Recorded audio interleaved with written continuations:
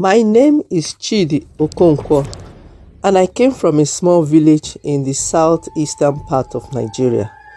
I'm the firstborn in a family that used to be full of life and laughter.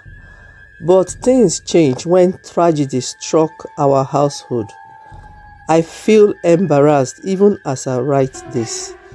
But I'm at the point where I need to pour out my heart, hoping someone out there might help me find a way to stop this shameful habit. My father, Chief Okonkwo, was a well-respected man in our community. He was strong, wise, and a man of principles. My mother, Nneka, was his queen, the pillar that held our family together. For as long as I can remember, they were inseparable. Their love for each other, a shining example to all who knew them. As their first child, I was proud to have them as my parents, and I look up to my father in every way. But about 2 years ago, everything changed. My father died suddenly. It was a heart attack, they said, something that came out of nowhere. 1 minute he was there, laughing and telling stories as he always did, and the next he was gone. My mother was devastated. She cried day and night, her wails echoing through our home like a haunting melody that refused to end.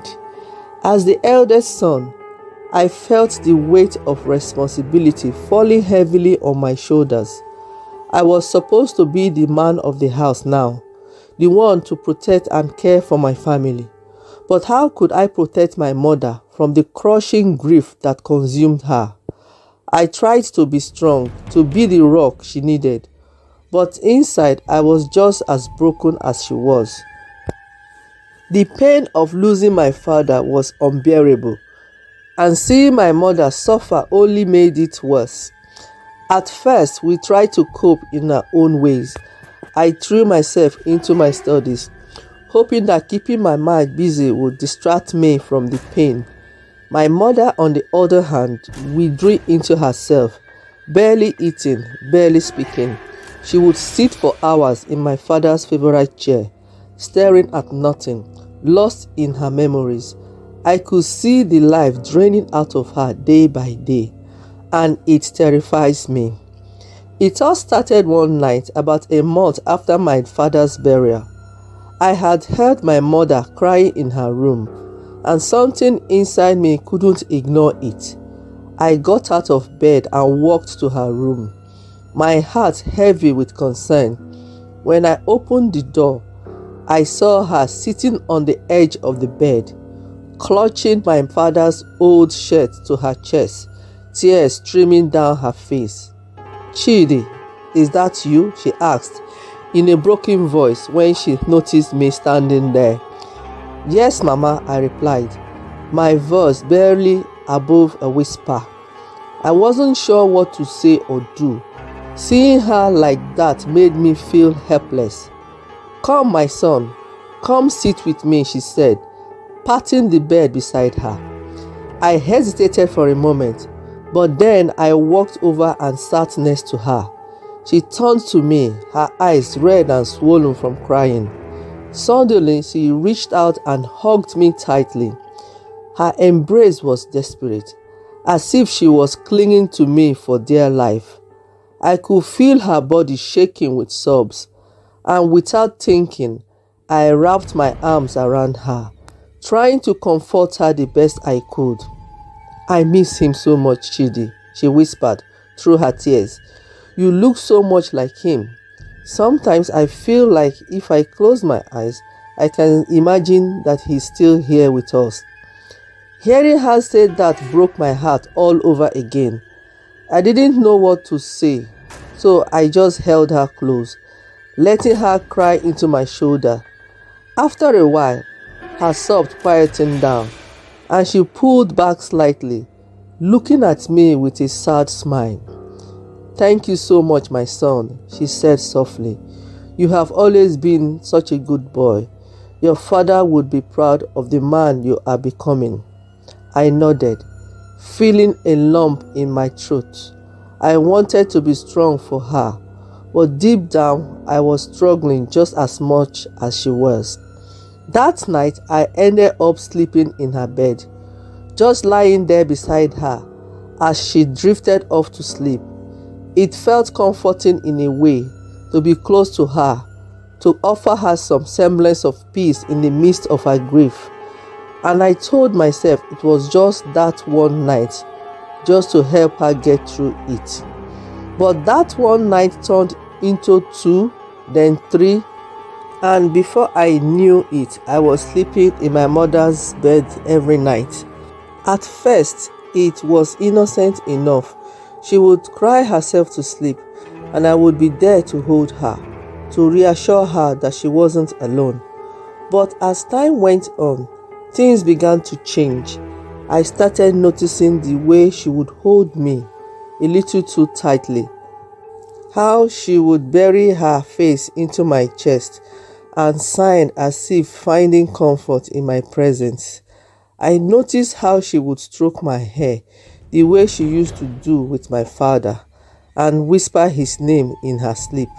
It made me uncomfortable, but I didn't know how to pull away without hurting her even more. And then there were the nights when she would wake in the middle of the night, her breathing heavy, her hands trembling as she reached out to touch my face. "Chidi," she would whisper, "you are so much like him."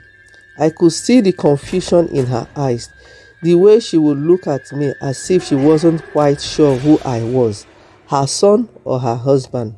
I told myself it was just the grief playing trick on her mind, that she was still trying to process the loss. But deep down, I knew something was wrong. This wasn't normal. This wasn't how things were supposed to be. As the months passed, my mom's behavior became more and more unsettling. She started insisting that I sleep in her bed every night, even when I tried to go back to my own room. "Please, Chidi, stay with me," she would say, her voice trembling with fear. "I don't want to be alone. I can't bear it." And so I stayed, night after night, even though it felt wrong. I didn't know how to say no to her, how to tell her that what we were doing wasn't right. She was my mother, and I loved her. But this wasn't love. It was something else, something dark and twisted that I didn't understand. The worst part was that I started feeling trapped. The more I stayed, the harder it became to leave. It was like I was caught in a web, and no matter how much I struggled, I couldn't break free. I didn't want to hurt my mother, but I didn't want to continue this way either.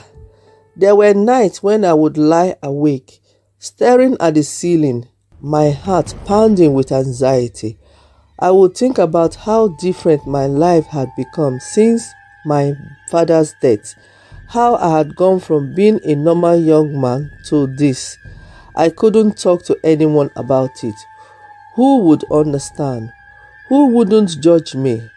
I was too ashamed to tell my friends, too afraid to seek help.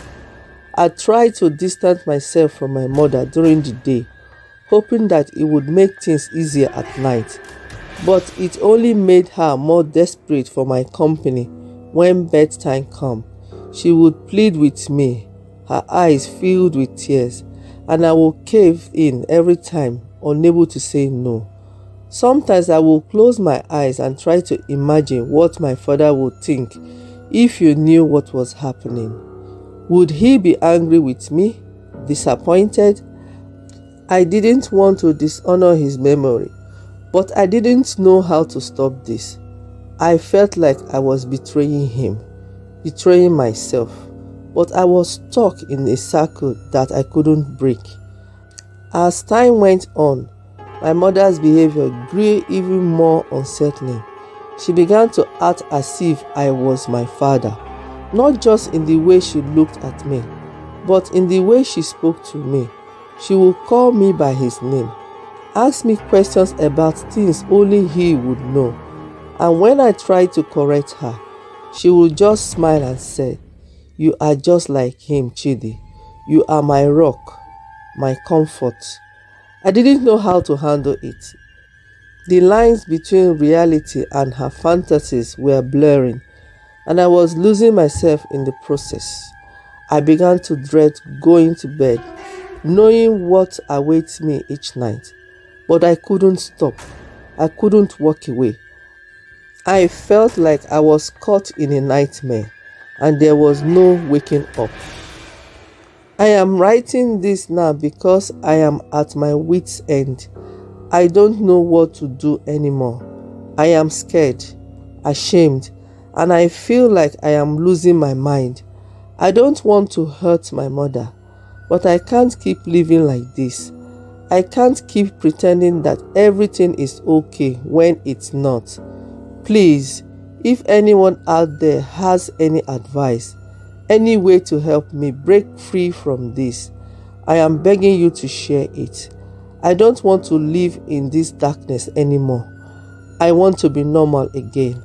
I want to find a way to move on, to help my mother move on, without destroying what little remains of her family. Thank you for watching. Please subscribe, like, share, comment, and press the notification bell for more interesting and captivating creepy stories. See you in the next story. Bye for now.